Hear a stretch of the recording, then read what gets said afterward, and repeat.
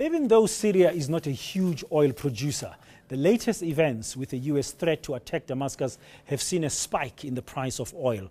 The oil price has gone up by about 25% since April this year. Syria's own production has fallen dramatically due to the civil war. It seems there are additional factors at play, including Iraq's reduced oil production after attacks on a key pipeline there, protests at Libya's oil production facilities, and disruptions along Nigeria's main oil pipelines. We now chat to PWC's partner and director, Chris Bredenhann, I understand, who specializes in oil matters. Chris, thank you very much for coming in. Good morning, Dan. Thank you. Okay, the first issue I just want to ask you from the oil perspective.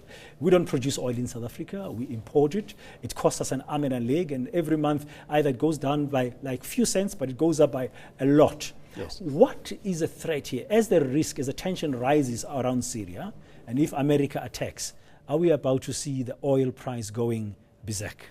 I think you need to understand the fundamentals of how the global oil price works, and one of the key factors impacting that is the extent of spare capacity, production capacity in the world.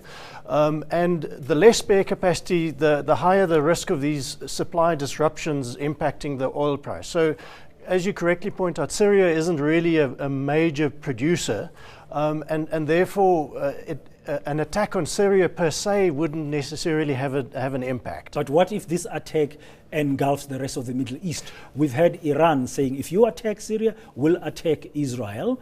And I mean, what if the whole region becomes engulfed? I think that's where the risk lies. If the attacks escalate into wider Middle Eastern disruption, then there could be a major impact on the oil price. At the moment, supply disruptions that you've mentioned in Libya, in Nigeria, in the rest of the Middle East, even in Sudan, it's not just limited to the Middle East, is being taken care of by the spare capacity that a country like Saudi Arabia, for example, has. Which other countries have got spare capacity? So I think in the United States over the last two or 3 years, we've seen a huge increase in their own production as a result of shale gas and shale oil and unconventional oil production. And I think if it hadn't been for that, we would have seen much higher oil prices already today.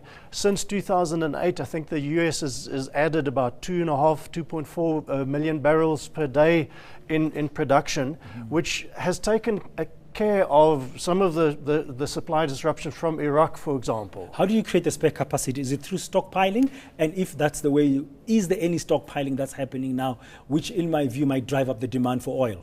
Yeah, I think that the stockpiling issue is an interesting one. There's currently about strategic reserves that would last about 93 days. I think the spare capacity is created by, in Saudi Arabia's case, for example, by simply the volume of reserves that they have, and they can ramp up or decrease the level of their production. In the US, for example, they've just basically done it through increasing their own internal capacity to produce, and as a result have imported less, and as a result also have increased their own strategic reserves. Okay, they seem to be in a good place. I mean, what about us in South Africa? I mean, you've mentioned a number of African countries that do produce oil, like Libya, Nigeria, Sudan. I think Angola also produces oil, good Equatorial Guinea and them. What about us? Because I'm talking about us in particular in South Africa, because we don't produce oil. No, we have very little oil production, nothing really to talk about. So the refineries that we have in South Africa are dependent on importing crude oil from the rest of the world, from this global market. So any impact on the oil price would certainly have an impact on the price that we pay at the pump as well.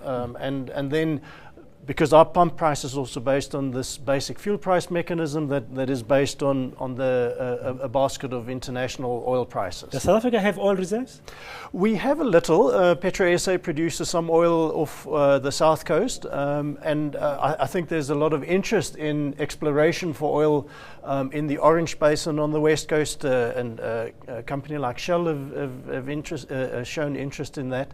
I think the bigger play for us is shale gas as well that is also being investigated in South Africa. Basically, the long and short of it is that we better hope that whatever US military action happens in Syria does not engulf Middle East, because otherwise it's going to create a lot of problems for us in terms of oil prices and stuff. Agreed, yes. Yeah. Okay, now thank you very much. That's PWC Partner and Director Chris Bredenhann.